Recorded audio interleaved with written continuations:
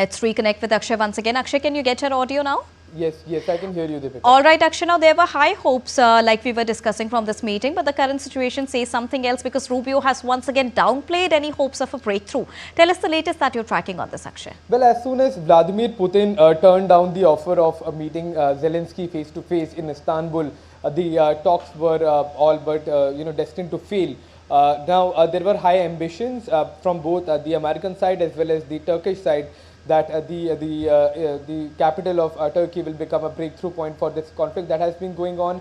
That is going to strengthen Turkey geopolitically and make it a prominent place as far as geopolitics of both Asia and East Asia as well as Western Asia, Western Europe are concerned. But when you're looking at the situation, first of all, Vladimir Putin turned down the offer of Zelensky. Then the delegation that he appointed was headed by his presidential aide.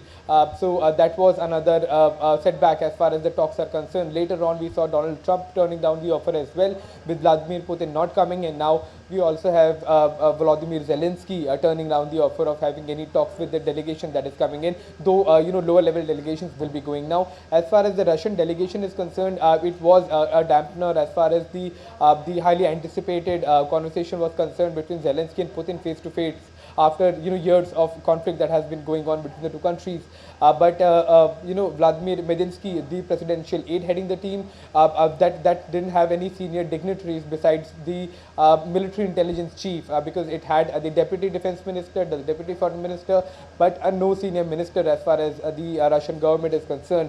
So it was seen as a rebuttal to the attempts that were being made by Ukraine to hyphenate both the countries, Russia and Ukraine, on the same table. But it seems that the Russian side had different plans and they turned down the offer. So while the conflict goes on, it seems now Donald Trump has come out openly and has said that nothing major is going to come till the time he gets face to face with Vladimir Putin. Now that has cleared the situation, for a lot of leaders in Europe, especially that the talks are going to happen between Trump and Putin, and they're not going to take place between Zelensky and Putin. And the kind of validation that Ukraine side has been seeking as far as the Russian engagements are concerned, that have not been offered by the Russian side. So clearly the talks will be stretched. There are going to be no substantial outcomes from the talks if the leaders have refused to come. So it is going to be all but just a conversation between the two sides at a lower level that will be conveyed to their leaderships, and based on that we will see how the US government is going to now plan to engage with Vladimir Putin, especially Donald Trump. With his tall claims that he has been making that he can get the conflict solved within a few days, but that has not happened as well. So it's not just the Russian and the Ukrainian side that are under pressure, but the claims that were made by the US also have failed to reach any substantial outcome, and that is the reason why even the US government will try and have a direct conversation with Vladimir Putin, try and find some solution for this conflict. And we have the statement from Donald Trump. And we do have the statement from Donald Trump on this, but following this, are we also expecting any sort of reaction or retaliation from President Donald Trump, because he's also, as you said, equally interested in achieving a peace talk between Russia and Ukraine, and especially Istanbul was seen as the moment for that? Well, it was seen as a moment for that, but that moment has gone now, and now we are not sure that when the talks will be taking place between the two leaders, whether they will be conducive in nearby dates or sometime soon. But that seems quite unlikely at this point in time. But it seems that Donald Trump will try to make some sort of contact with Vladimir Putin when it comes to direct face-to-face talks.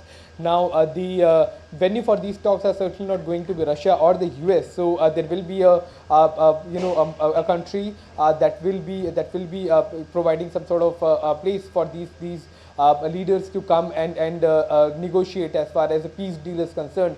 But till the time Donetsk, Donbass, and especially Crimea region are resolved when it comes to the control over these regions, there are not going to be any substantial outcomes, because after years of war, if Zelensky goes back empty-handed without the regions that have been captured by Russia, especially after the recent conflict, then he'll be seen as a failure and will be blamed for so many sacrifices that have been made by the Ukrainian armed forces. Similar thing goes for Russia. If there is no chance that Putin will be willing to return Crimea at any cost.